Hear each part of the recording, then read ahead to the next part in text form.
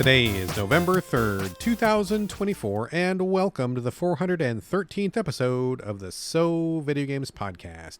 Here on this show, I talk about any game at all, including new stuff, old stuff, and anything in between. Me? My name is Brad Galloway, and I'm the one-man host of this show. I'm also the editor of GameCritics.com, a website that uses the full range of review scores from 0 to 10, while also offering full accessibility information on every review that we publish. Hello! Thank you, personally, for joining me today. As usual, going to kick things off with housekeeping, where I discuss tidbits, news items, industry happenings, and basically anything randomly game adjacent that has caught my eye in the last 7 days.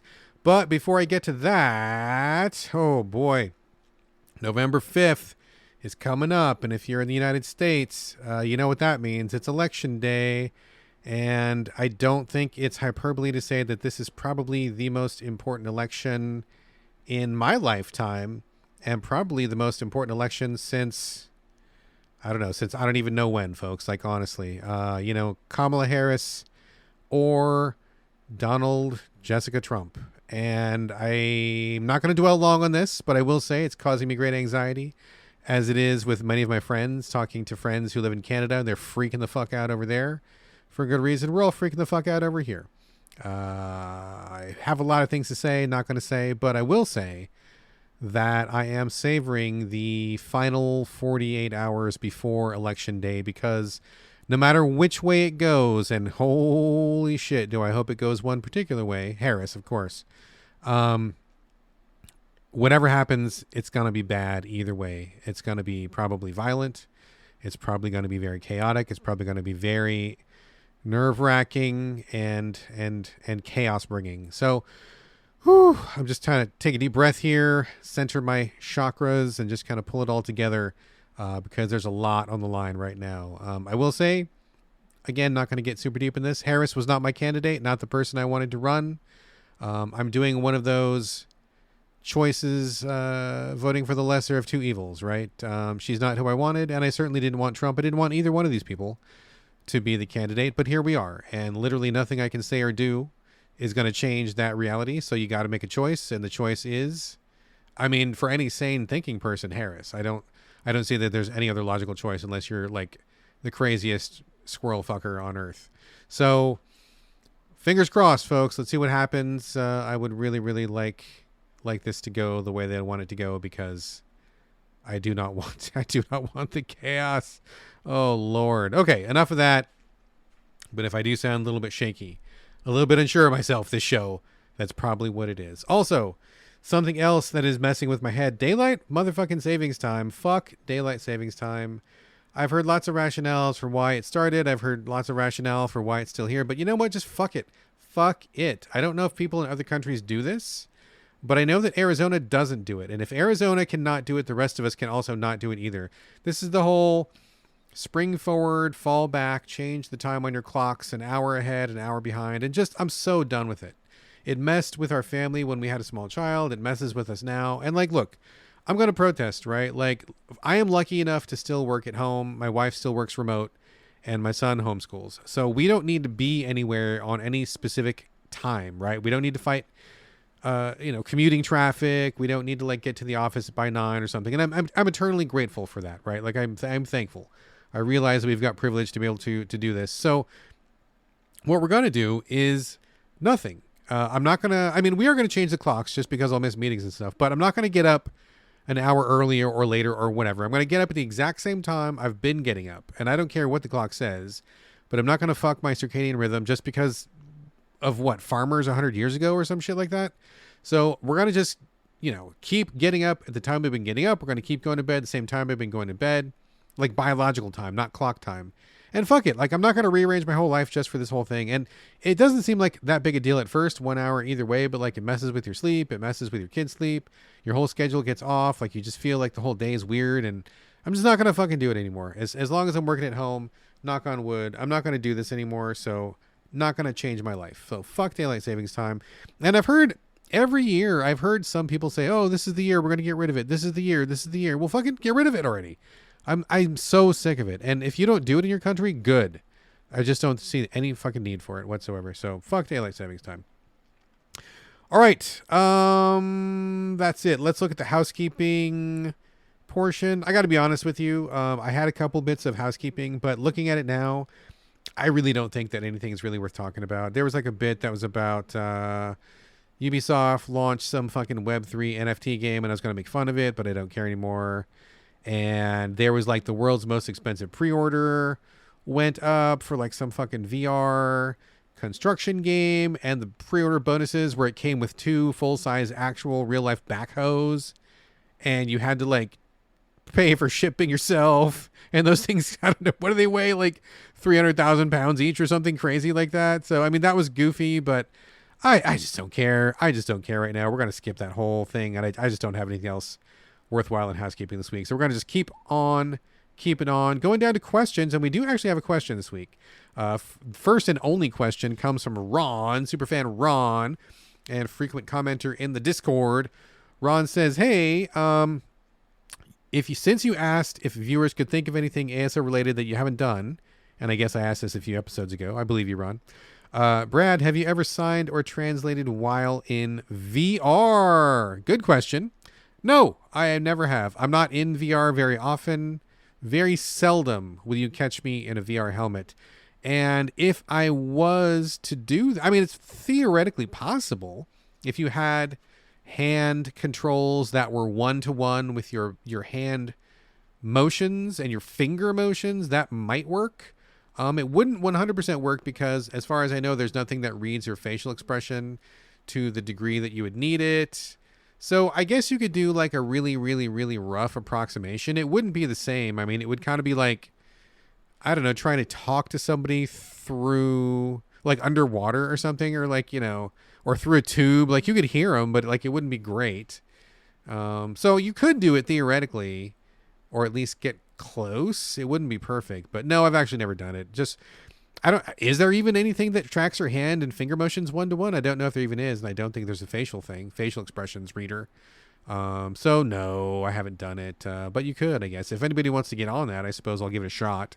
If anybody wants me to test out their unit, you know, feel free to drop me an email. I'll give it a shot. So I guess the answer is no, Ron. Sorry to disappoint you, but thanks for the question, my brother. Appreciate it very much. All right, let's just get down to business here. Let's just get to the main portion of the show. Before I do that, quick heads up. There is a Videogames Discord where you can jump in and continue this conversation. Everybody's welcome to join, free of charge. If you want to join, just shoot me an email and I will give you all the details, contact information coming up at the end of the show. I guess that's it for now. What else? No real circle backs this week. You can tell I've been kind of mentally occupied, right? Skipping all of the preamble in the show this week. Yeah, nothing really to circle back on. I've actually been pretty tight with my time. So just focusing on the main games of this particular episode, which we will get to literally right now. All right. First game of the show is a brand new one called Wildermyth. Playing this on PlayStation, and just full disclosure, for this game and all of the games I will be covering on this week's show, I was provided a code free of charge by either the publisher or the developer, so just know that. So Wildermyth, it came out on PC a while ago, and I remember people just absolutely losing their minds over this game. Quite a splash in the indie scene when it dropped, and I was very curious. Not curious enough to play it on PC, but very curious to remember its name and to check it out when it got to console. And it did. It just came to console recently. So what is it? It's it's like a mashup, right? It's partly a turn-based tactics game, kind of like, you know, like a grid-based sort of a thing. It's also partially an RPG. It's also partially a visual novel, and I think it's also partially a roguelike. No, I don't know that I want to call it a roguelike, but there are I take that back. Not a roguelike, but there are randomly generated elements, I guess, and that's not enough to call something a roguelike. So it's not. I take that back. Slap myself in the hand for even starting to say that. My bad. So what it is basically is it's 2D art. And right off the bat, I didn't really click with the art. I saw it and I'm like, not really my style. It kind of reminds me of like Oh gosh, like there's a particular cartoon, like I think it looks like Doug or something like that. If anybody knows that cartoon, or maybe like some young adult graphic novel, simple line art or something. I don't care for the art very much. The monsters look like okay, but the people do not do it for me. So it kind of got off on the wrong foot with me just to start with. You know, I'm a former artist. I went to art school. I care a lot about art in games. I'm a pretty fair hand when it comes to drawing myself. And so I'm a little bit of a picky person when it comes to art. I like what I like and I don't like what I don't like. And I do not like the way that the people look in this game. It just kind of turns me off. So there's that. But that's not enough to sink a game. After I got past the art, I think the presentation of it is really weird. It's 2D. Everything in the game is 2D, but it's placed on a 3D plane. And so like you'll see the map that you're on, and it's like divided up into squares like a grid.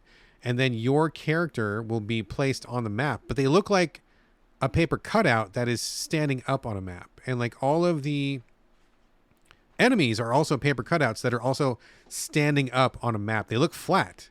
There's not a lot of animation to them, barely any animation. And it looks like you're moving pieces around on a board game, I guess, ish, sort of.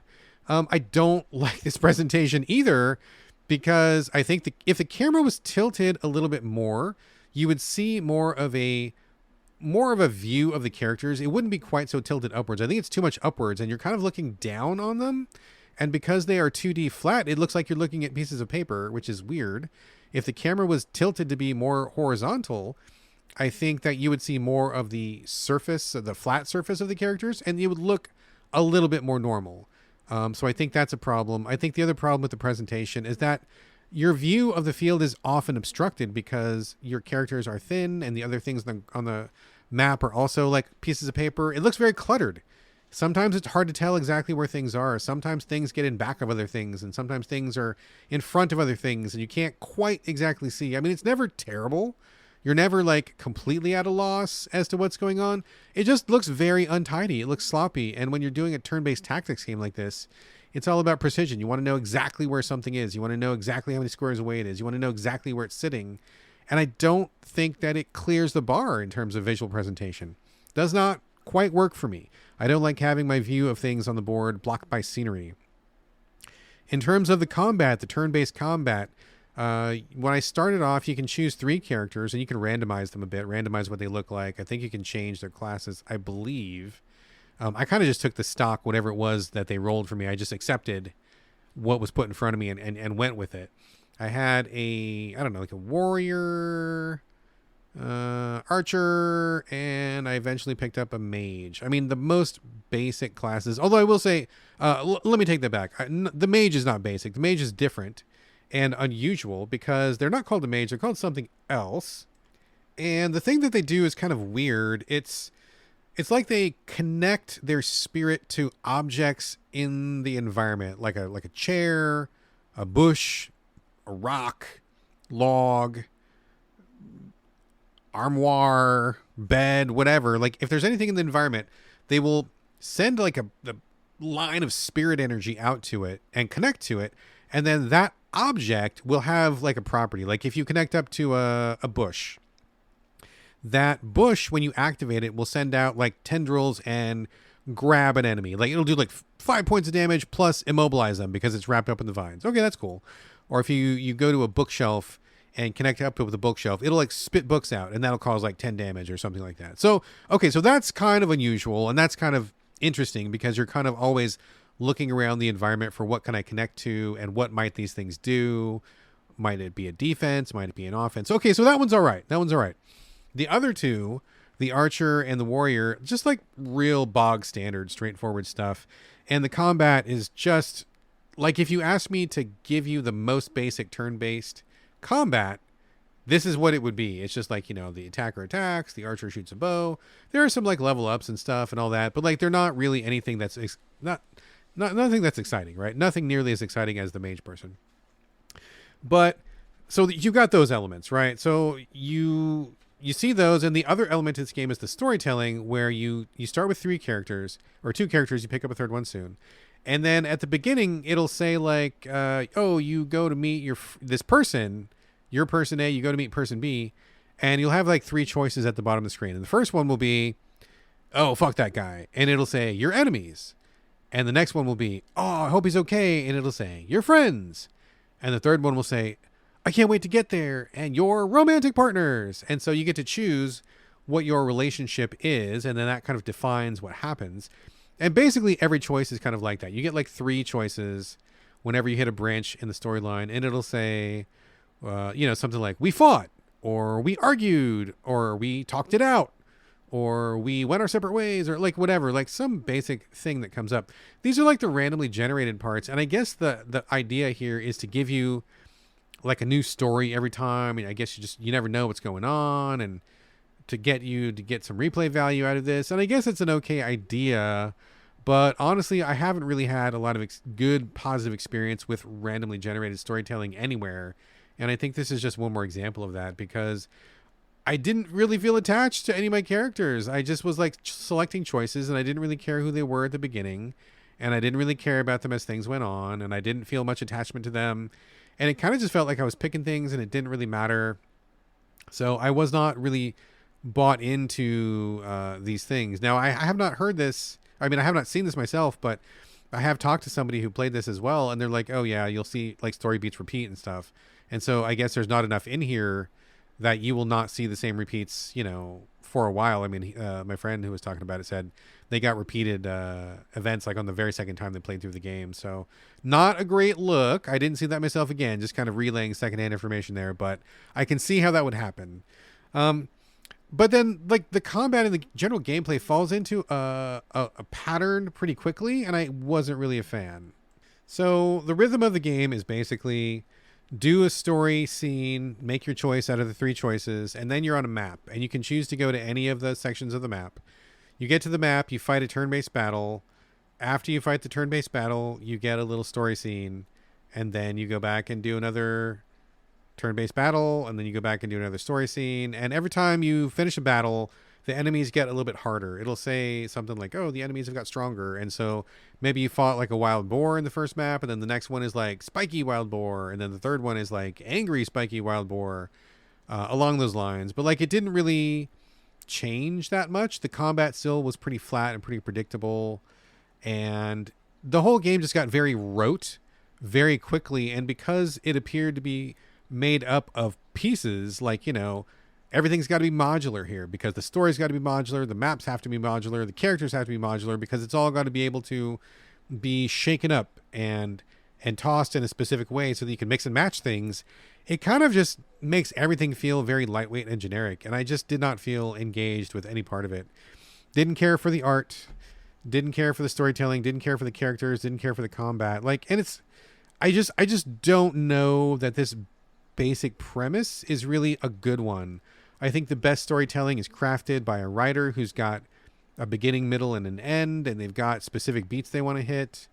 I think the best gameplay is crafted to have a specific difficulty curve and to work with very specific abilities that the player has. Campaigns can be crafted by having dramatic rise in both combat and narrative, and you can kind of, tailor someone's experience. I don't know. I'm not a big believer in this kind of randomly generated stuff. And I honestly, like, real talk, no disrespect to anybody, because I celebrate the attempt, right? I celebrate that someone had an idea, they wanted to give it a shot, see how it worked, and that's cool. We need that experimentation. I think it's vital, and I'm glad that they tried it. But I don't think it worked for me. This whole thing just felt like a very lightweight kind of, forgettable experience that I was not connected with, and I didn't really want to feel very invested with. And it just didn't work for me on basically any level. So I bounced out. I didn't even finish like one complete run of the game. I got a couple chapters in, and I'm like, okay, I get it. I've seen what's going on here, and I don't really want to see anymore. So Wildermyth was not for me. It was kind of a fail on all levels, but I appreciate the attempt. I love seeing interesting experiments, and it's cool to see something that's different. So I appreciate it on that level. But in terms of, is it for me? No. And I don't know that it's really that successful at what it tries to do. So kind of a bummer. But there is Wildermyth, and I played it on the PlayStation. All right, next up is Metal Slug Tactics. This is one I've been waiting for quite a while. This is on the PlayStation, so on other platforms as well. This is a turn-based tactics game, says it so right there in the title, and it is based on the Metal Slug IP. I'm guessing that if you're listening to the show, you probably have at least a passing familiarity with Metal Slug, but if not, no big deal. It is a SNK 2D shooter, and the gimmick to it is that it was just like mega fucking hyper animated pixel style, and they just poured so much detail into all the animations, like buttery smooth and all these like exaggerated expressions. It's like these army guys and two guys and two girls are running from left to right, and they are killing aliens and zombies and mummies and like fascist dudes, and shooting them and running and jumping, platforming, all sorts of different guns, blowtorches, and bombs and grenades and stuff. And then the Metal Slug itself, the Metal Slug in the title, is a tank. It's a very, very hyper animated tank. It's a very small, like one person tank. You jump in it for some extra firepower and extra defense, and you just like shoot the machine gun and shoot the cannon all over the place. There's a bunch of other like suits. There's like mech suits.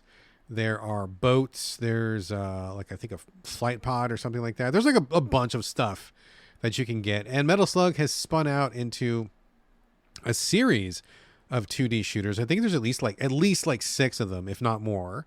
And then recently I played a mobile style tower defense Metal Slug, and now we've got tactics. I mean, Metal Slug for some reason is going through a renaissance or a slugaissance. Not sure why, but I welcome it. Metal Slug has always been kind of a family favorite. My son really loves it. He and one of his friends would play it on a cabinet that his friend's dad made, and they would just like play and play and play and play. The kind of cabinet where you could just like click the button and get free credits on it. So it's like arcade style, and he just like had a really fun time playing that. And I've really played it, had a lot of fun playing as well. I played it on whatever system it shows up on. I think I played almost all of them, and they're just a really good time. So Metal Slug Tactics. Same type of animation. It may be my eye, but I don't think it's quite as richly animated as the actual arcade games or the shooter games. It's a little bit chunkier pixels, it's a little bit less animated, but it still has a lot of the same spirit and life as the main IP, which is great. You can immediately recognize the characters, you recognize the style, like all the aliens and zombies and mummies are back, and all the UFOs and whatever, and like it looks very much like Metal Slug. Not a carbon copy, but definitely you know what it is when you're looking at it, and I think it gets the job done, which is great. They do a lot of different stuff in this one, so it's kind of like the same isometric that you see in a lot of turn-based stuff, and the map is divided up into grids. But they do a lot of interesting choices. Some of them work for me, and some of them I think maybe don't work. I will say that I think the amount of systems in the game, at least in the beginning, is like a little bit too much. I think there's a little bit too much going on, and it's not super well tutorialized. There's like, you have, I think 2 or 3 characters to begin with. Each one has a regular weapon, a backup weapon. They have abilities, and there's like these effects that are happening. And then there's also, like this meter that they've got. And so there just is like a lot of stuff happening, that on top of a lot of unconventional systems. And I will say the UI needs a bit of work too. So for example, when you select your character, and you do your movement or whatever, after you're done moving and you move to another character, sometimes it'll land on an enemy, and you're looking at an enemy's like movement grid instead of yours, and so it's kind of confusing. Like you're like, what are these red squares? Oh, right, it's not my character, it's the enemy's character, but why did it cycle to the enemy? That's kind of weird. That didn't make a lot of sense. And sometimes I didn't quite, I mean, full disclosure, I don't think I fully understood all the systems in this game. I didn't understand the movement very much. Like, movement is something that's very basic in a turn-based game. It's not really something that has changed a lot, or I don't really think needs to change a lot, except for this one. It didn't quite make sense. Sometimes I could move a really far distance, and sometimes I couldn't, and the game said you could do your actions and your movement in any order you wanted to, but I didn't find that to be true. I found that if I attacked first, it messed up my movement afterwards, and I'm not sure why. And there's also a number of other things happening here. So they give this system that is supposed to like call back to the arcade game. It's like the run and gun system or something like that, where if you move to the maximum of your movement range, and this is delineated by some colors. If you move to the green square, which is the furthest away from you, like so you use up all your movement points, then you get like 2 points of armor because I guess you're, running around. And if you stay still, then you don't get the armor because you're just a target, sitting target, I guess. So that's a cool idea. That makes sense, except for sometimes I just didn't really want to move that much, or sometimes I wanted to kind of hold position, and it was like a penalty if you stayed in one place for too long. And also sometimes it didn't really seem like I got the bonus from the movement. So I was a little bit confused as to how they were calculating that. And also certain parts on the map gave you armor and sometimes they didn't. And I was like, okay, I don't understand what the difference here is. So I was trying to figure it out and I couldn't quite suss it out. So that was a thing. Something else that they try, and I want to say that I'm maybe neutral on it, maybe neutral to negative on it, is that your enemies operate on the cardinal directions, north, south, east, west. You cannot shoot on a diagonal, and you cannot shoot like in a circle. Like anything that's near you has got to be either, it's got to be on a straight line. So let's say, for example, that you are, I don't know, you're on a hill and you see an enemy coming up towards you, and you want to like shoot over like a grenade over to him to blow him up. But if you are not exactly parallel with that enemy, either lengthwise or widthwise or whatever, you can't shoot him. Now if you're with a grenade, maybe you get some splash damage. But if you're using a gun, you can't shoot him. Like you can't shoot one square over. If you're like in row 1, you cannot shoot in row 2, even though it's like really close and right there. So there's no like radial aiming. There's no diagonal aiming. And I found that to be quite limiting. I found that to be kind of a problem because I would often be close enough, and many tactics games would let you shoot at that range even though you were not parallel, but it just didn't work like that. You had to either be directly lined up, either lengthwise or widthwise, and if you weren't, you couldn't shoot them. And I found that to be very, very constraining. And the other problem with this is they want you to use a combo system where you have at least 2 of your characters that are directly lined up with an enemy, and if one shoots, then the other one will shoot. Free action, which is generally a cool thing in a system that has been used in other games, so it's fine. I dig it. But sometimes it was a hindrance. For example, one of the characters uses grenades as their main attack, and so like if I shot one of the guys in a combo with my gun, with my first guy, shoot him, no problem. Then the second person combos in, but their grenade hits me as well, and I'm like, okay, I don't need you doing that if you're going to be hitting me. Or like, I wish there was like an option to say, do you want to combo in or not? And if it was the grenade person, I'd say, no, I don't want you to do that because you're going to hit me.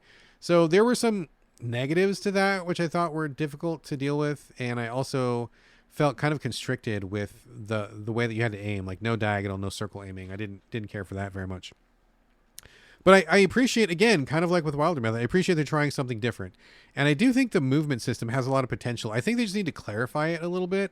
It's not really super intuitive. I mean, actually, to be frank, none of this game I think is very intuitive. They're doing so many different things.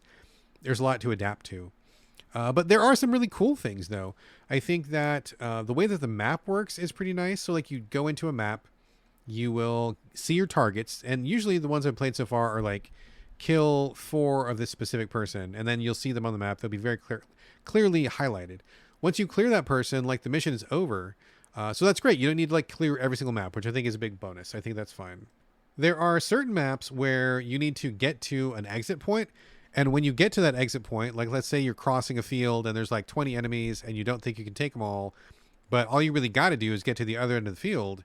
You get there, and then that's it. Like, you don't need to kill anybody. You just move on. And the neat thing about this is how they handle the maps. Every map is broken up into big chunks, which was kind of surprising to me the first time I saw it. You get to this first chunk of map, do what you need to do, whatever. As soon as you get to the next section of map, a new part kind of like appears out of nowhere in front of you. That's your new map. The map you were just on completely disappears. So, like, let's say that you're getting chased by like 20 guys, those guys that you were running past a second ago. You just hurry, get to the next chunk of map. You get to the next chunk of map. Everybody on the previous chunk of map is gone.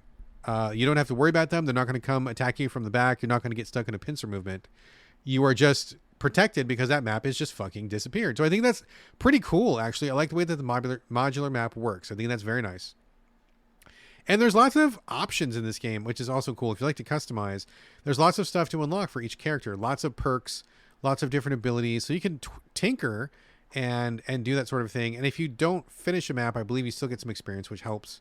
But you know, it is a lot to learn. It's also pretty tough, I would say, partially because it's so different, and partially because there's just usually a lot of guys on each map.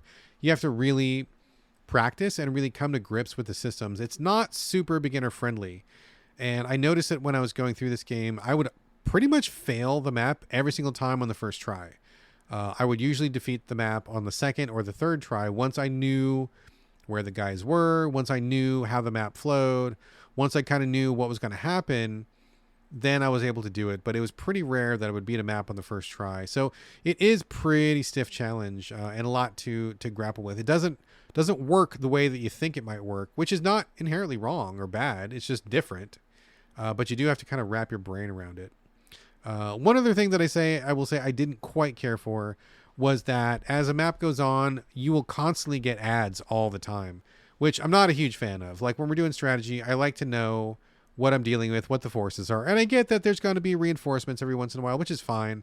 But like on every map that I played, it was like every 2 or 3 turns, a new guy would show up, which it was like, okay, like I get you're trying to keep the pressure on, trying to keep me on my toes, don't want me to get bored.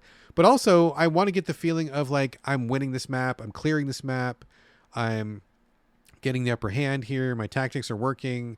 You know, sometimes I'd be doing really well and then like a reinforcement guy would appear right behind me out of nowhere. And I'm like, fuck, like now I got somebody behind me. And, you know, sometimes that's fine. Sometimes it's okay. I'm not saying like you can't ever do that, but this game does it like on the reg. And I think that maybe I wasn't super in love with that. So I think overall it's kind of a mixed bag. There's a coolness to the Metal Slug IP in general. Really like the Metal Slug IP a lot, and it really did a lot for me. I think they used the IP well.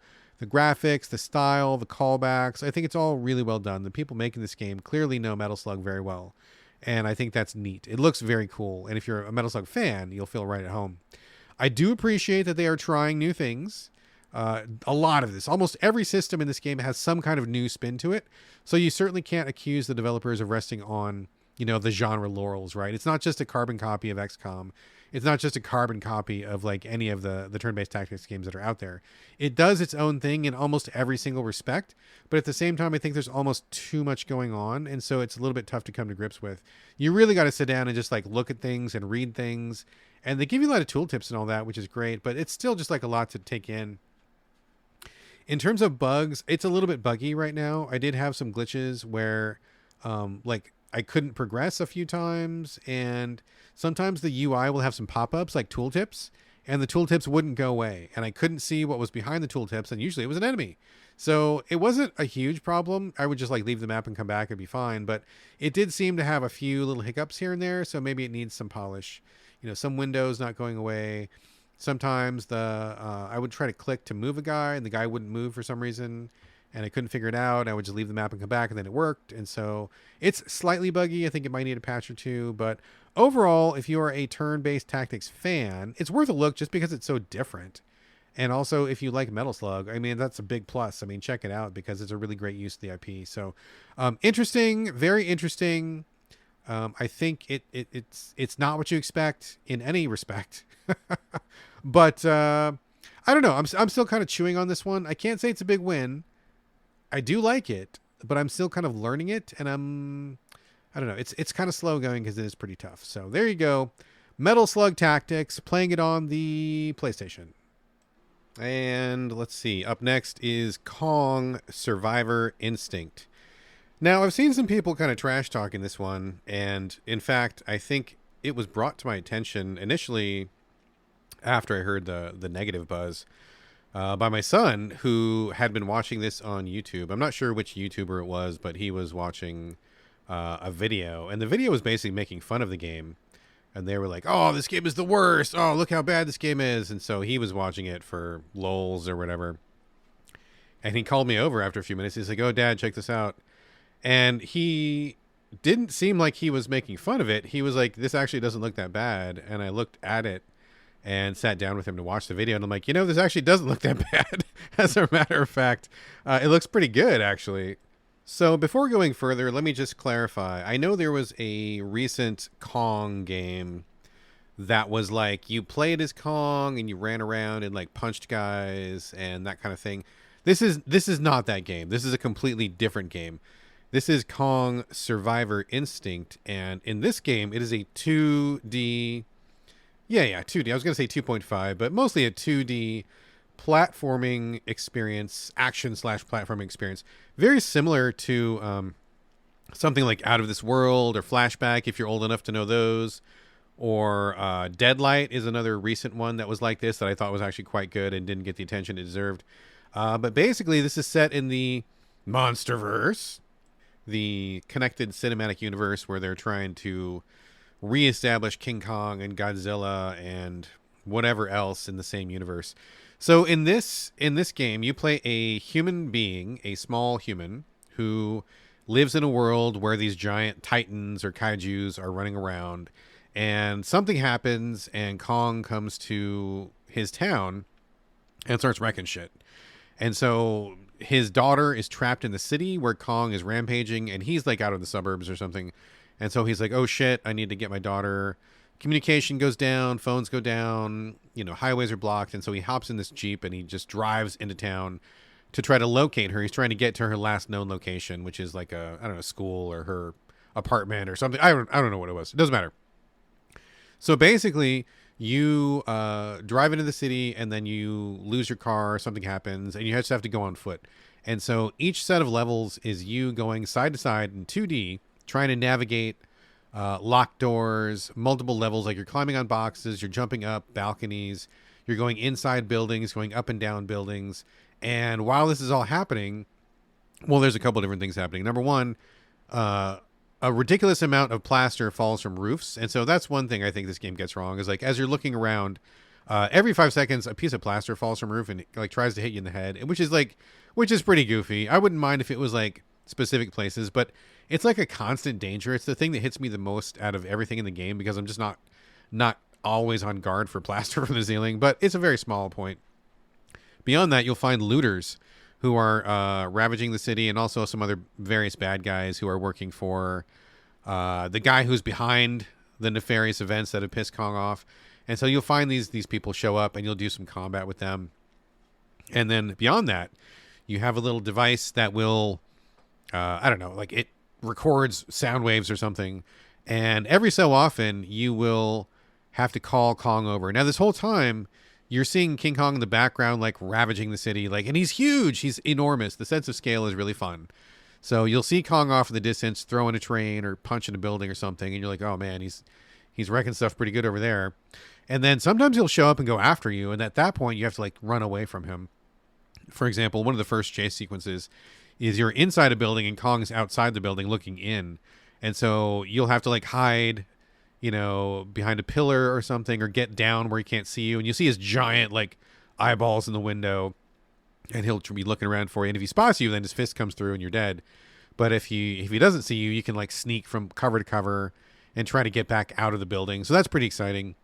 And then later on, when you've collected enough sound waves, there are certain parts where you kind of like lure Kong over to try to get him to do something for you. The very first instance in the first level is like, there's like a train that's like blocking your way, like a wrecked train. You can't pass it. So you call Kong over, and then he like picks up the train and crunches it and like throws it a million miles away, and then he walks away. So you kind of incorporate the kaiju, or the titans as they're called in this universe, to do some stuff. They can be a help. They can also be a hindrance. I'm sure some more will show up later, but I've only seen Kong so far. So I think this premise is pretty awesome. I like the idea of being a survivor, watching out for the giant monsters, running around, trying to get where you need to go. I mean, it's pretty compelling stuff, honestly. And, just to be fair, I will say that the graphics are not like top end. I mean, it's not cutting edge, but they get the job done, I think. And the action is pretty good in general, if you like these kind of like side on platformy type action games. I will say there are a couple things that are kind of weird about it. Number one, I think it's funny that all the houses have ladders instead of stairs. I mean, it was pretty clearly a shortcut for the developers to get around the problem of how do you make stairs in 2.2D or 2.5D if you're not going to like just have them going off diagonally. So you're doing a lot of ladders. It seems kind of funny that we have a society that just uses ladders instead of stairs. I guess they were never invented in this universe, which is kind of comical. Not a big deal, but just kind of funny. But I think the biggest problem with Survivor Instinct is the combat. Now, the combat itself, I think, is largely fine. It's super simple. This is not a fighting game. This is not Street Fighter. You know, you're not really going to spend all that much time doing fighting, but you do come across these bad guys every once in a while. When you fight a bad guy one-on-one, not a big deal. You've got these clunky combos where you can punch. You have a metal bat. You eventually find a gun. And if you headshot somebody, they're dead like in one shot. So that's fine. But you also can parry. And the parries are like, the window for the parry is like a mile wide. So I appreciate that. It's very easy to parry. And I'm terrible at parrying. I am the worst. Capital T, capital W, the worst at parrying. And I can parry like every single time. I never miss it, which is fine. I appreciate that. And that's okay, but the problem is when you start getting into multiple enemies at once. This game does not handle multiple enemies at once very well because it's just not built for that, really. And they give you multiple enemies to kind of increase the scare factor or the tension, and it does. But if you have two people approaching you, like honestly, in my experience, the best thing to do is just shoot one of them and then fight the other one hand to hand so you can serve bullets. But if you get pincered, if there's one person on each side of you, oh, you're basically screwed. So you have to either shoot one real quick and don't miss, or you just have to go back and forth. But it's very awkward to like punch this guy on the left, turn around to the guy on the right, and then duck in time and then parry. It just doesn't work very well. It's not built for that. The controls are not responsive enough for that. And every time I die, 99% of the time, it's because I was cornered by two people. Either I was in a corner, couldn't get away, or there's one person on either side of me because the combat engine is just not up to it. So I think they should have like reduced that. And I think even in the difficulty settings, I believe if you put it on the easiest setting, there are fewer enemies, which is kind of wild because I feel like there's already kind of like too many as there is because the combat just isn't great. And I wish they had tightened that up a little bit. I think if the combat was better, more people would give this a chance, and I think it'd be overall a better experience. It's not terrible, but combat is like something you just kind of suffer through to keep going to get to the other parts, because I do think it's really cool to see Kong running around, to call him in. Very much looking forward to witnessing a big kaiju battle from a distance as a human being. Like, that's something I'm excited about. I'm sure it's coming. And I think the platforming is kind of fun. Just like, it's really simple and straightforward, but it gets the job done. And it fills a good niche. I haven't played one of these in quite some time. In fact, I think Deadlight might be the last one that I played and finished, and that was several years ago. So I think this is a good formula. It's a good use of the IP. It's a good use of kaiju. It's cool. But, it's a little on the basic side, which is fine. But I think overall, the thing I just really don't like about it is the combat. Combat doesn't quite work. And I think they should have gone easier on it, or just made you stronger, or just not had you get surrounded so often. That's kind of a problem. Also, shout out to the map. The map is awesome. I think the map is really good, and I appreciate that. So I always like a good map. Tells you where everything is, lets you know where items are. You never miss anything. You can come back. There's little icons and everything. It's great. I just appreciate that. Not every game gets the map right, and I think that this game really gets a good map going. So I like that a lot. So overall, Kong Survivor Instinct is fun. I like this. I like kaijus. I like seeing kaiju being huge, I like running around. And I think it's a good fit for the IP. So I will definitely try to finish this one. I think this is a good time. Just know what you're getting into. It's one of these. If you know what that is. If you don't know, then just Google it and check it out. But I think it's way better than it's getting credit for. I think people are kind of taking a dump on it undeservedly. And I've been having a lot of fun. And my son was actually having a lot of fun with it too. So there you go. Kong Survivor Instinct. I think that is definitely a thumbs up. Okay, last game of the show. And this is a real treat. I am loving this. It was a big surprise. I didn't hear anything about it. I didn't hear anybody talking about it. I just got a PR release, and it caught my attention for some reason, and I took a gamble on it, and boy, I'm sure glad that I did, because I'm loving it. Spoiler, I like it a lot. It's called 63 Days, and this is action tactics, I think the genre is called. This is a story set in World War II. You play as a group of, I believe, Polish resistance fighters, and they are pushing back against the Nazis. So definitely historical based, although this is not a documentary. It's not based in fact. And I think even in the beginning of the game, I'm pretty sure it says something like, even though this game is obviously heavily influenced by real events, this is not about anybody specifically, and not about specific events or anything like that. So understood. So there's the setup, but what is it? Action tactics, if you recall, I think I talked about this on the show a couple episodes ago, it's like a blend between turn-based tactics and real-time tactics, and very few developers even attempt this. And in fact, I was just talking to somebody last week, and they were like, I think there's only like 15 12 or 15 games in the entire genre. It is a very small genre. Barely. It's like a sub genre that has almost nothing in it, you know, as compared to like platformers where there's like 8,000 games in the genre. There's like less than 20 games in this genre. It's very small. I mean, we didn't do an exact count, but that feels pretty correct to me. And so this is the genre that was really perfected by Me Studios, who are no longer in existence. And hold on while I pour 40 out for them real quick. One for me, one for them, my homies. Glug, glug, glug. Okay.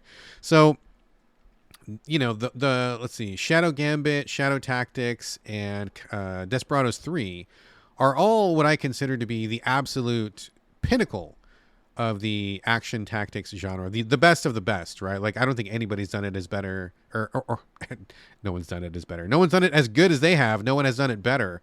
But it's a great formula, and very, very few people have attempted it because it's very difficult to pull off. There's a lot of moving parts. There's a lot of design, a lot of balance that you have to be very mindful of. And yeah, that's true of all games. But like this genre in particular, it is so easy to get it wrong in so many ways. So these people who did 63 Days, I believe they are called, let's check real quick, Destructive Creations.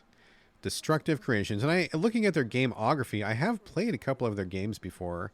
I have played Space Raiders in Space, and I believe I was going to play War Mongrels, but for some reason I didn't. But they're definitely on my radar. Like, I've heard of them for sure. Anyway, these folks are clearly fans of Me, because 63 Days is basically following that same template. And to be perfectly frank with you, I can't be too mad, because if you've only got like 12 games in the genre, like, that's not really enough to get tired of. I haven't played all 12, and 3 of them I think are the best of all time. So a few more in this very, very small genre are welcome. But clearly 63 Days is modeled after the Me template, which is great. You start off the game with a very good tutorial. I thought the tutorial was excellent. And as you all know, I am a fucking stickler and a half for tutorials. Many people just get tutorials so wrong, but they did it. They did it excellently here. They really outlined the steps. They did it where you have to actually perform the action before you can move forward. If you don't do the right thing, they don't let you go ahead, and you have to like really prove that you have mastered what's going on. They make you do each thing a couple times so that you like ingrain it in your memory. It's really well done. It's integrated with some story, integrated with the characters. It's like a little mini level that you're actually doing. So it's not just like hearing about it and then you forget 5 seconds later. So good job on the tutorial for sure. But you soon go to like a Nazi base, like an airfield, and you have to like wreck some shit because you got to stop the bad guys from doing their thing. So what you do is you start off with just 2 characters. You're eventually going to have, it looks like 4 probably, but 2 at the beginning. It's 2 guys in a code name. One guy is named Youngster, and the other guy is named Ferret? No, that's not right. Badger? Lynx. Sorry, it was one of those woodland creatures, right? I kept picking the wrong furry animals. Lynx. Lynx is his name. Lynx and Youngster. And they go into the hole. We're the resistance. These are nicknames, etc., etc. So you go to this base and you have to infiltrate the base. And there's like, dude, a shitload of Nazis in there, like crazy Nazis. And the base is huge. So that's kind of how these games work, is you get this giant level and then you have to figure out the best way to approach it. Where do you make your entrance? How do you remain unseen? Because there's no way you could fight all these guys. There's way, way, way too many guys to fight. And so what's your approach? How do you kill guys stealthily? Where do you sneak around? So it's you just like turn by turn, you look at what's going on and plan out your moves accordingly. Now, while you're looking at this, the Nazis are going about their business. This is not turn-based, but you do give your people, you know, their commands in turn. You don't control everybody in real time. Although I will say one of the differences between this game and the Me games is that there is a button that you can go into real time if you wish. I haven't done that yet because that to me is kind of a bold and scary thing to do in a game like this. But, you know, maybe we'll get there. I haven't done it yet, but maybe. Anyway, so each of the brothers has a different ability. Lynx is the older guy. He's taller, he's bigger, he's stronger. So he can like subdue guys by choking them. He can also carry unconscious or dead bodies, and he also handles the heavy tools like the bolt cutters or whatever. Youngster is the younger brother. He knows German because he was forced to work in a factory, so he speaks German as one of his skills. He can wear Nazi uniforms because he's smaller. He can fit most of the clothes. He is also good at climbing because he's lighter, and he also can throw a knife. so he can kill people at a distance. So between these two skill sets, you can keep the two brothers together. You can split them up, go whatever you want, and you're looking at this isometric view over this giant Nazi base. Now, full disclosure, I have not finished this game. I'm not even close. Nowhere close to finishing this game. The tutorial took me a while because I really wanted to like really absorb what was going on and just get it. After I got through the tutorial, this first level that I'm in right now, the Nazi airfield, is huge, and there's so many moving parts to it. It's like layers of an onion where every piece connects to another piece, and I'm just like slowly working my way through. I've already been in this level for like an hour and a half, and I'm not even like halfway done with it. So that's the kind of scope we're talking about here. But I'm like enjoying every second of it. So you like have to figure out how to get both brothers into the base. One guy can climb over a fence. There's like some ivy on it, but the other brother's too heavy. The other guy has to like crawl in once the first brother makes an entrance for him. You're constantly like looking at sight lines of the enemies, like where can they see, where is hidden. You're being very mindful of sound. The game gives you a circle around your character to let you know how loud you're being. So like choking a guy out makes some noise, but it's not real loud. But if you fire a gun, like half the base is going to hear the gun. So you got to be careful. You can't just like go in guns blazing. And you know, throwing a knife at a guy and having him scream is like in the middle between choking him out and hearing the gun. So you have to kind of like decide your actions appropriately. And then it's all about where are the openings. You know, sometimes you'll see where you need to go. Like, oh, I can see that this guy has a key in this office and I need that key. But there's like two guards watching the door and there's a guard inside. And like, how do you get these guys out of your way without tripping the alarms? And so maybe it ends up being like there's this whole series of things you have to do. Like, for example, in one of the first areas, it was this situation exactly. Like there was a Nazi commander who had a key and I needed the key to get into the base, a locked gate that was further in the base. And so I couldn't just go in there because if I went in there, the two guards posted outside would see me and then they would alert the other guards that were nearby. Like there was no way, like I had to do something about them. And so what ended up happening was I needed to go like almost to the other side of the base.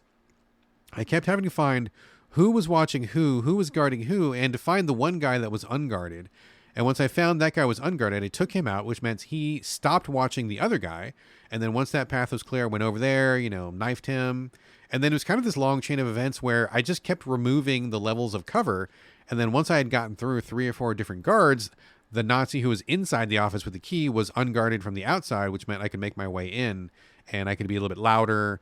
I could kill him if I needed to and get the key finally. So it wasn't just about going to the place and doing the thing. It was like I know where I need to go. And the game is very good about spotlighting where your objectives are and giving you tons of information. But it's like, how do you make it happen? Like what steps do you take?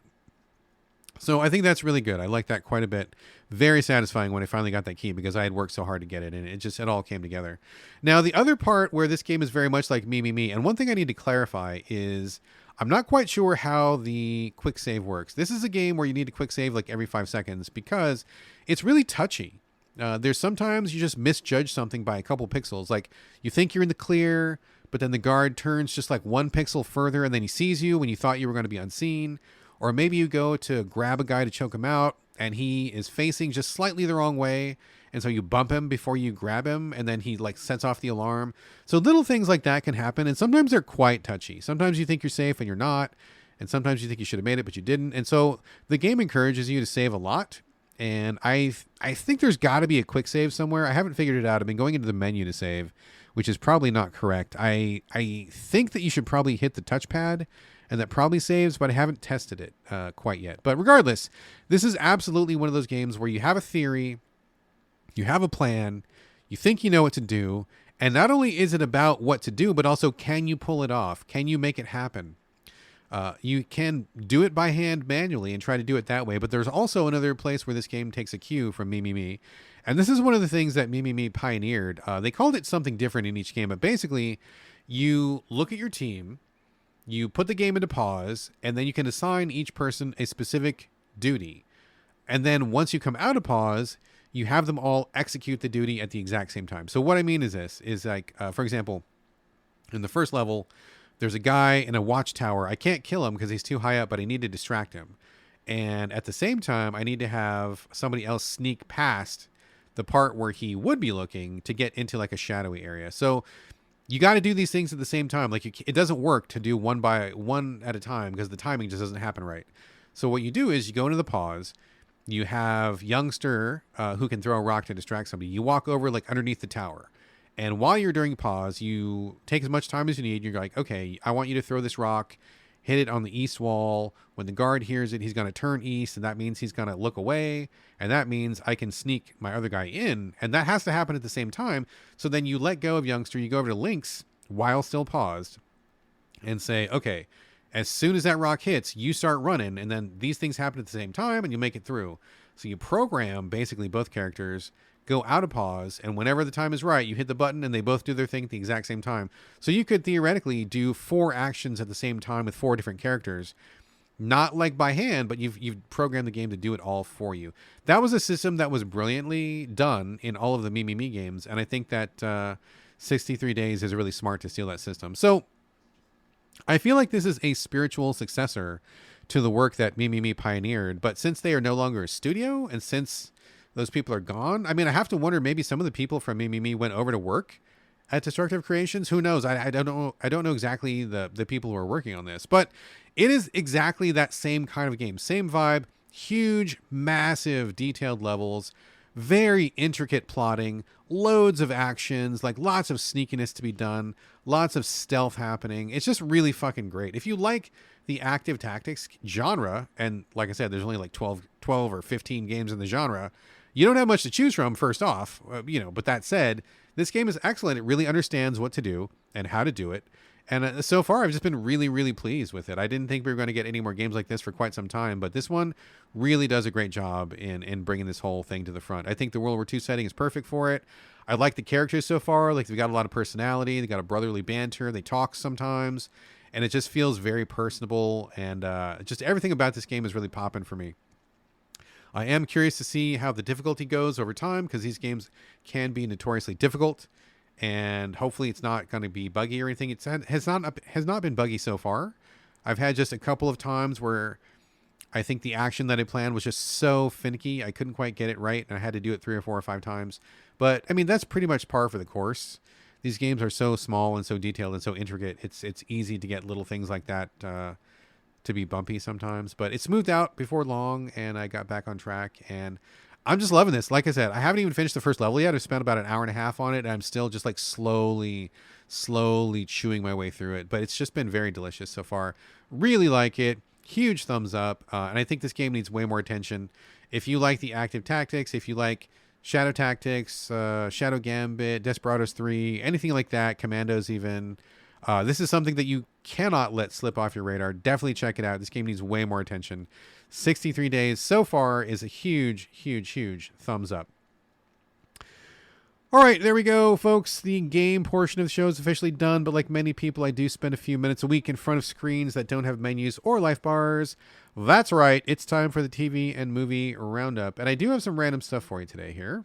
First up, kind of a brief tangent. If you listen to the show, or if you follow me, especially on Instagram, you know that I'm a big time action figure collector. I love 80s toys. I love action figures, all that kind of stuff. I'm like super into it. He-Man, Transformers, and G.I. Joe. G.I. Joe, the subject of my discussion right now. Thank you for coming to my TED Talk. I have recently got back into G.I. Joe, the 80s series. It was on my list of 80s cartoons that I saw as a kid, but never finished the whole series, right? Because back in the day, maybe you had a VCR, maybe you didn't, but like usually it was like what was on TV on one of your 3 channels when you got home from school, and if you happen to see G.I. Joe, then Yahtzee, right? So as you can imagine, I never saw all the episodes. It was impossible to just catch everything because you would get home late from the bus one day, or you would just be doing something else. Your mom and dad would take you out and do something, or the broadcast network that you were watching didn't replay them in the right order or whatever. So it's kind of a little goal of mine to go back to all the cartoons I really enjoyed as a kid in the 80s and just like watch every episode. And I've done that so far with many of them, but G.I. Joe is the newest one. There's like 7 seasons, so it's kind of fun to go back to it. And some of the episodes are definitely better than others, which is true of anything in the 80s. They had basically a different writer for each episode, and some writers, now that I know what I'm looking for, I'm like, okay, this guy or girl knew what to do. All of the episodes written by Christy Marks, who was the creator of Gem, A lot of hers are really fun. She does a lot of more human elements than other people. Sometimes they have like a guest writer on, and usually those are the worst because they don't know much about G.I. Joe, so they think it's all about the shooting. But contrary to popular belief, the best episodes of G.I. Joe are when something funny happens, or like when they're doing something really whack and weird. Like we just watched one where they shrank the evil Cobra forces down to the size of Christmas toys and put them inside a rocking horse. And then they delivered the rocking horse to G.I. Joe at Christmas, and so they popped out of the horse and they were teeny tiny. Or there's one where they invent a love potion where any man will fall in love with the woman who sprays him with the love potion. I mean, stuff like that is really funny to see these elite military soldiers dealing with these situations. But we were watching that, and it's really fun. There's a lot of jokes. Actually, speaking of which, there's a lot of like really risque jokes that got snuck in that I totally didn't notice as I was watching as a kid. I mean, I hesitate to even give you examples, but one of the more tame examples of just like something that was not noticeable to me, but is definitely noticeable now, is like in one of the episodes, we see Flint, who is the second in charge of the G.I. Joe forces. He is on a rooftop, and his only job is to watch fucking Lady J and Scarlet, two of the female officers, sunbathing on the roof. And like, that's all he's doing. He's up there just watching them being in a bikini. And I'm like, and now as a grown up, I'm like, what the fuck? What is going on? They're just sunbathing, and he, eventually he gets a call and he barks an order to one of the soldiers and dispatches somebody or whatever. But it's like, bro, what? Somebody wrote this, and this is what got animated. There's tons of stuff, a lot of double entendres, a lot of jokes that just went over your head as a kid. But anyway, G.I. Joe is fun. Definitely some episodes better than others. But the reason I bring this up is because I have recently started getting into G.I. Joe action figures, but not the older stuff, not the 80s vintage stuff. I mean, there's like 85,000 figures, and they all had a bajillion accessories, and it's just, no. I used to have a bunch as a kid, but that's fine. I'm not going back there. But the new ones, they just launched a brand new G.I. Joe line. I don't know if you knew about this. It's called G.I. Joe Classified. It just came out in 2020, launched the same year as COVID. So, wow, how about that timing, huh? But these are basically taking the old characters and remaking them with modern technology. The joints are so much better. They're larger.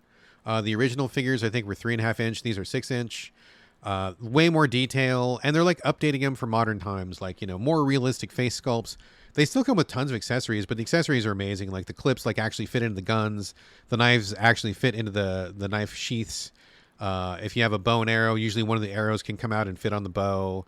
I mean, it's pretty bonkers, but they all look really great. I mean, a lot of the designs have been updated, and they have modern gear and like new technology. A lot of drones. Guys have drones that they're controlling.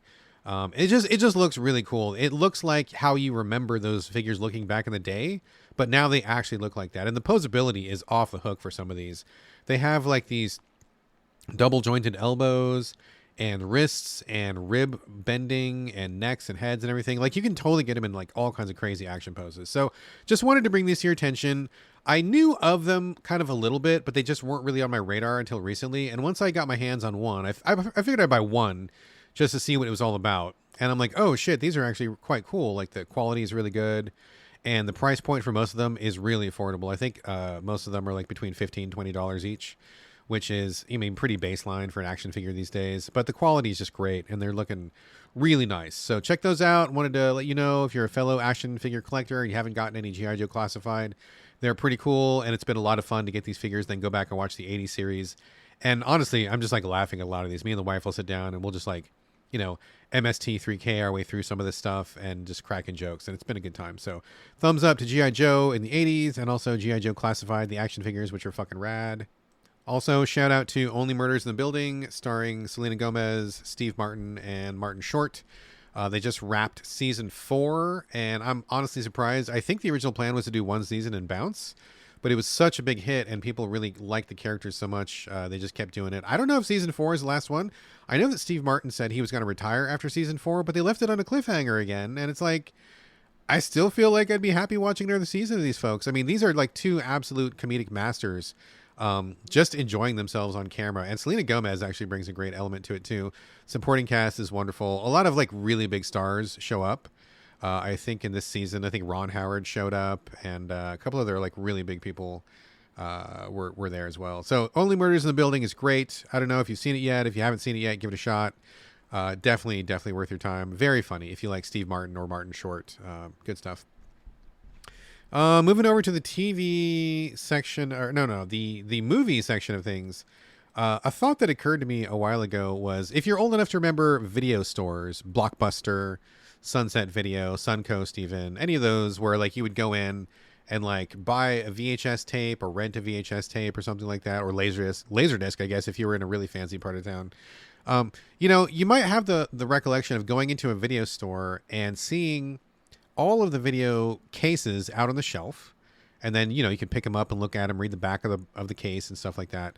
Now, for me, when I was a kid growing up, like we would see the horror section, and the horror movies, they all looked fucking just like absolutely just pants shitting scary. Like I would get into a sweat looking at some of these covers, skulls and blood and zombies, and I just remember being scared shitless at some of these and being like too scared to even watch them. Like the covers were so graphic, and like the description sounded horrifying, and being very scared of these, and developing, I don't know, not a phobia, but like a memory in my brain of like, oh, it's that one movie with the skull in the front. I totally remember that one from back in the day. Oh, that always scared the shit out of me, and just stuff like that.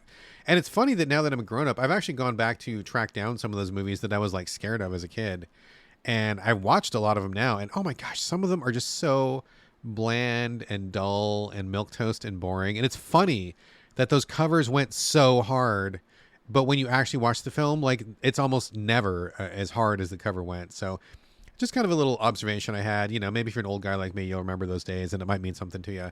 If you're a kid, you probably have no fucking idea what I'm talking about, but that's fine. You can Google Blockbuster and figure out what that was all about. But man, I just remember being so scared of those gross zombies on the covers and the severed heads and the blood and everything. And then watching it is like, oh, dude, this was like totally nothing. Why was I so scared of this back in the day? I was a kid, that's why. But, it's nice to revisit that and just kind of like take the power back from those scary VHS covers back in the day. Speaking of which, one of the first I went back to look for is The First Power, starring Lou Diamond Phillips, released in, I think, 1990. This is one that came out in the theaters when I was still in, like, I want to say junior high. It must have been junior high, or maybe I just started high school or something like that. But me and a friend of mine, my best friend at the time, cut school, and we walked down to town because we were close enough to walk to town on our own, and we bought a ticket for whatever kid movie was playing at that time. I don't even know what it was. Probably something along the lines of like, I don't know, Rescuers Down Under or DuckTales the movie or something. And then we just veered left and went in to see The First Power in the theater. I mean, we did it all the time back then, and I'm sure people still do it today. So this was one of the ones I saw in the theater back then, and I remember it being really fucking scary, and I just watched it again a couple days ago with the wife, and it was like, wow, it's kind of slow, and not much happens, and it's not very gory or explicit. I mean, it's still kind of cool. It was about a serial killer who has powers granted him by Satan, and so you can't kill him, and he just keeps coming back. So good idea, and seeing Lou Diamond Phillips so young in this role was crazy. He was just like a kid in this. But yeah, totally not scary at all, but still kind of an interesting watch and an interesting commentary on 1990s, like end of the 80s, beginning of the 90s filmmaking. So that was kind of interesting. Otherwise, we watched Black Sheep, which was a horror comedy from New Zealand. I do love the Kiwi sense of humor.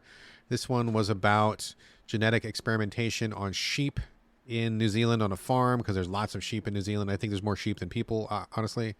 I think that's a fact. You can Google it. And it just kind of goes crazy. The sheep go carnivore, and people run around and do funny stuff. And it was fine. It was totally fine. It wasn't as gory as I expected. And it was okay. It was good. Not the best I've ever seen, but still it was good. And it was interesting because a lot of the actors that we recognize from watching Brokenwood, the New Zealand detective show that my wife and I really love, a lot of those actors were in this. We recognized several of them, so that was kind of funny. I guess the acting pool in New Zealand is probably pretty small. It's not very many people over there. So Black Sheep was all right.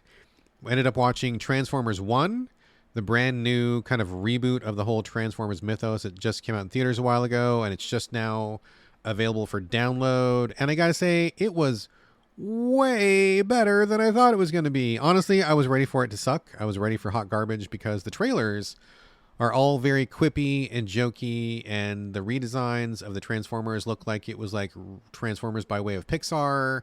And as somebody who remembers the day that Transformers hit shelves and grew up with the G1 stuff in the 80s, Generation 1, I just, it's not like I'm not open to change. I mean, I do like new things. I'm not frozen in nostalgia, but it just seemed like, wow, this is a big tonal shift, and the voice actors are different. They don't have Frank Welker as Megatron. They don't have Peter Cullen as Optimus Prime. Those guys have been doing those voices for 40 fucking years.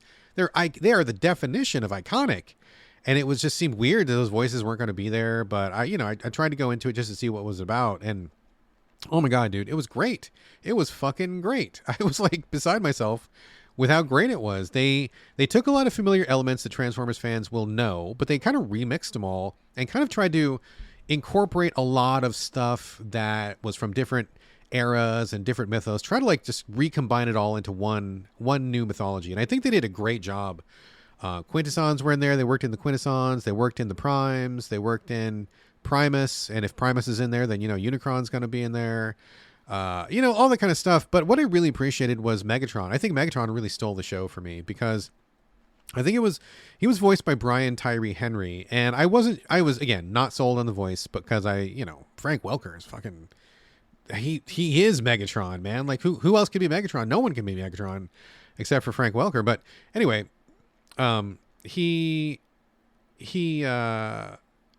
did a brand new spin on Megatron. In the beginning, I'm not going to spoil anything, but in the beginning, Megatron and Optimus Prime are like best friends, and we have touched on this somewhat in the past, a little bit. Not exactly to the extent that they did here, but they're friends, and they kind of go through some stuff. And again, not going to spoil anything, but they take you over the course of 90 minutes into Megatron's emotional arc. And he starts off as a nice guy, and as everyone knows, Megatron turns out to be like the ultimate bad guy. And they did a fantastic job of just taking you along that journey. It made sense as to why he turned so evil. It was believable. It was relatable. Like you were like, yeah, man, I can totally see how this happened. I can totally get how this guy goes from being Optimus Prime's best friend to being like this ultimate bad guy, so deadly and so lethal. And like, there's a couple moments along Megatron's arc where it's like, oh man, they like nail this. Like they fucking got it, dude. Like they really got it. So, man, I was just really impressed. I thought they sold it perfectly. I was so hyped to see more. I really like the new spin on the characters. And I really hope they do a second movie because I think there's loads more to talk about here. They could just go, they could milk this for 3 or 4 or 5 movies and it would be no problem whatsoever. So super into it. Transformers 1 was quite good. I really, really enjoyed it. I think if you don't know anything about Transformers, you'll get a lot out of it because I think it's just a great movie in general. But if you know Transformers and you are open to change and you're not locked in your nostalgia, I think you will definitely appreciate what they have done to keep the franchise alive, revitalize it, give it new energy, refresh it for the masses. I think they did a fucking just great ass job. My only complaint is that Hasbro, who owns Transformers, have not really been supporting the movie with enough toys, which is weird because they're a fucking toy company and ostensibly they made this movie to sell toys. But the actual Transformers 1 toys are kind of few and far between. There's not very many of them. And to be perfectly frank, they're kind of lower quality than the other regular Transformers. So it seems weird that they hit this home run of a movie and they're not like pumping more toys out. Cause like after the movie's over, I'm like, oh shit, I gotta buy some shit. Like give me some figures, man. Let's get this going. And like, there just isn't really much to buy. I had everything already and there wasn't much. I think there's like 10 figures or something. It's like, it's barely anything. So there was loads more characters I would have liked to see. Loads more, I don't know, merch that I'm happy to buy, I guess. And it's not out. So Hasbro, what's up, buddy? Like get your game going here, my friend. Home stretch here. We just saw The Wild Robot. That's available for download. It is the story of a, I don't know, servant, domesticated helper robot who falls out of a boat during a storm and ends up on an island full of woodland creatures. It learns the creature's language and just ends up living on the island. I'm not going to spoil anything here, but basically that's about it. He befriends a little goose, and then it's got to teach the goose how to be a goose, even though it's a robot. And so they kind of connect and build a life there on the island. I think it was pretty good overall. Apparently the book that it's based on is like an award-winning book. And it was very cute. I mean, the art style was nice. Voices were all like pretty good. I mean, nothing to complain about. I mean, I thought it was good, but like I saw some people saying like they were just like sobbing by the end of it, or they were just like incredibly moved, and it didn't hit me like that. Like I thought it was good. I was not bored. I don't know that I would ever watch it again, but I mean, it was fine. I think for me though, it was interesting because it felt a little bit like a movie made for the TikTok generation where it knows what the beats are and it was confident about making those beats happen, but the pace of the movie felt kind of accelerated. Like it was like, okay, here's narrative arc, done, check.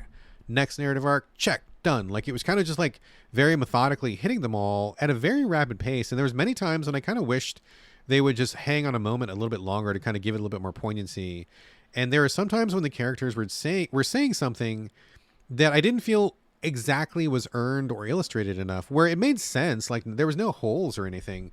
But like, for example, well, no, I'm not going to say that. I don't want to spoil anything. But there were moments when a character would say something and it's like, that seems like you would say that after we had just had a very sad scene and we didn't really quite get the sad scene. Like we got the suggestion of a sad scene, jumped forward, and then the person's reacting as if the scene had been shown, but it wasn't really like illustrated all the way for me. So I guess, I don't know if I'm making this clear, but like it's a good movie put together, but it felt like a movie that was made for people with shorter attention spans and who wanted to just get through the plot points without really like spending a lot of time on like being in the feelings of it. So I don't know. I mean, I don't know if that's even a criticism. I feel like it's just like an observation. Maybe that's just how people want to make movies these days, or maybe it's an experiment in more short form storytelling, because I think they kept it to a 90-minute runtime, which is great. I don't need my movies to be 2 hours every time, so I think 90 minutes was fine. But it just felt kind of quick and clippy and abbreviated in a way that was okay, but I felt like it undercut the message for me, undercut the emotional weight of it. So I didn't cry. I didn't feel even really sad. It was just like, okay, that was like a, well done movie and it was good. But man, I see people like on social media just like losing their shit, just like sobbing and stuff. And it just didn't hit for me like that, but it was okay. Last thing I'm going to say on the show here is my commentary on the conclusion of Agatha. Agatha All Along, I think, is the official title on Disney Plus. It's the Marvel MCU character about the witch that was in the Scarlet Witch series. I'm going to spoil it pretty heavily. So if you haven't seen Agatha or you haven't seen the end of it, please just go ahead and just bounce now. There's nothing left in the show other than this, and for me to do the closing statement and give the contact information. So if you know all that stuff and don't care about that, and you don't want to be spoiled in Agatha, just stop listening here, because I'm going to like for real spoil like everything about Agatha. I'm going to give it all away because I feel like it's worthy of discussion. So if you want to be spoiled, go ahead and stay, or if you've seen it already, check it out. But if you don't want to be spoiled, this is your absolute final spoiler warning, because I'm going to just spill everything about Agatha. I'm not going to hold anything back. So you have been warned in 3, 2, 1, warning, and go. So the Agatha show, looking forward to it because I thought she did a great job in the Scarlet Witch miniseries. She was like totally likable and crazy, and everybody just like instantly liked her. She got like memified right away with her wink. I'm sure you've seen the Agatha wink. It's been like all over social media. And I think Catherine Hahn is the actress's name. She did a great job. Very funny. We were all just like really enamored with her. And so it was cool. Great news to hear that there was going to be an Agatha series. But I don't know. It just kind of felt like, I mean, I think the MCU right now is really wrapped up in, rather than exploring its characters and telling funny stories, it feels like it's in a rush to get to the next big arc. I've talked about this before with all of the time travel and the TVU and the Kang stuff. And it's just, none of it really works, because rather than organically growing together, it feels like they're just very, very rushed and very forced on getting us to the next big movie trilogy, which I kind of don't care about right now. And I feel like they did that with Agatha as well. I feel like the whole series, rather than talking about Agatha herself, is just in service of getting them somewhere else, which was a bummer. I was looking forward to exploring her witchy past and her powers and having her just like chew the scenery, man. Like I just wanted to see her ham it up on screen because it's so enjoyable to watch when she goes over the top. I mean, I just wanted more of that if Catherine Hahn letting loose. And she does a good job, but like I think the whole series, I think, is kind of I don't know, it's a fake out. I think it's kind of a fake. It's kind of a bait and switch, honestly, because you think it's going to be about Agatha, but then they very quickly get into this like kind of a road trip. And the road trip was like kind of cheesy and dull, and it wasn't very exciting. And we didn't get a lot of insight into Agatha herself. Didn't care for it too much. And one of the supporting characters, they don't tell you who it is at the beginning. They call him Teen, but actually he's Billy Maximoff, or was he Timmy? Billy or Tim, I can't remember. It's one of the Maximoff kids whose spirit took over the body of this other dead kid, and he comes back and he's like a powerful warlock because his mom was the Scarlet Witch. And like, I know of this character from the Marvel comics and like whatever, it never really interested me that much. But like, honestly, this whole series felt like a bait and switch, because at the end, it turns out that Billy, or the Demiurge as he's called, is the one who's kind of orchestrating the whole thing. He gathered the witches together. He found Agatha. He took them on this road trip. He created the road trip by himself. And then when we get to the end, it just feels like this whole entire series was just about introducing Billy rather than it being about exploring Agatha, the character, which was like very disappointing. Because number one, I don't give a shit about Billy. And number two, they could have just had his own miniseries or something, and it could have been a Scarlet Witch spinoff. I feel like this was a wasted opportunity because we just didn't learn that much about Agatha. Like we get her entire backstory in the very final episode, which I thought was fine. But they could have explained some of that stuff before. And, it leaves some stuff unanswered. Like, for example, one of the supporting characters, her name is Rio, but she's also the incarnation of death, I guess. But she's also a witch. I mean, which is it? Is she both? Is she neither? How does she know Agatha? Like, they kind of play up their relationship the whole time. And they make it sound like there's this big backstory behind the two of them. But when you get to the reveal, it's just like nothing. It's just like she is death, kind of, sort of, maybe. And then she makes a deal with Agatha to give her sick kid more time on Earth. But like, why and how? And there's just like, they just rush through a lot of stuff that was about Agatha that I really wanted to know more about. And they just spent a lot of time on Billy and how powerful Billy was. And at the end of the series, they turn Agatha into a ghost. And then she is going to become Billy's sidekick. And I'm like, this just feels like giving this character incredibly short shrift. And I was very disappointed in the whole thing. It just felt like it was all just a put on to get us to the next big arc of the MCU when we really should be examining these characters and having fun with them. And that's really what people liked about the MCU in the first place, right? Before we got to Infinity War, it was like the story of Captain America, super inspiring, or seeing Spider-Man, or seeing like Iron Man. Everybody loved Iron Man when it came out. It was like such a cool story, getting to learn about Tony Stark and his alcoholism and his heart problems and all this stuff. And it was just like, dwelling on these characters. And then once we were all like in on these characters and once we were sold on them and we liked them, then they took us to this giant arc and we all cared about it because we cared about the characters. But now it just feels like, they're trying to recreate that same build up to the Infinity Gauntlet, and it just doesn't work. It's not working for me. I don't think it's working for anybody right now. I don't think that Marvel has been popping the way they have been. And so I'm just disappointed to see them continuing this. I really hope that they turn it around and just take a pause, just take a breath, man. Let's get back to the fun stuff. Like I thought She-Hulk was a really fun miniseries, and Daredevil showing up on that was great. Like them like falling in love with each other or just at least dating for a while was like really cool and fun. We just need more fun in the MCU. I think we're just too focused on getting to the next big bad, which just isn't working. So anyway, all right, folks, that is a show. Before the closing music, I would love for you to leave a review, share this show on social media, but most important of all, please recommend So Videogames to your friends because nothing beats good old word of mouth. Speaking of which, a big shout out to All-Timers, Sentient Plus, Chris Jellyman, Andrew Brown, and of course, the ever-present, ever-effervescent J-Monster for sharing the show on social media. Incredibly appreciated. Thank you all, gentlemen, very, very much. Also, if you are listening to this show and want to help support it, if you want to help support the cost of running this podcast, you can do that over at patreon.com/the So Videogames podcast. And if you want to join the Discord, that is, of course, free of charge. And also, as always, I would love to get your questions and comments. Hit me up at the So Videogames Discord, or you can email me directly, sovideogamespodcast@gmail.com, or you can reach me on social media. You can find me on Twitter, Instagram, and Blue Sky. It's my name, BradGallaway, all A's, no O's. And this is going to do it for episode 413. Thank you again for joining me here on the So Videogames podcast, and I'll see you next week.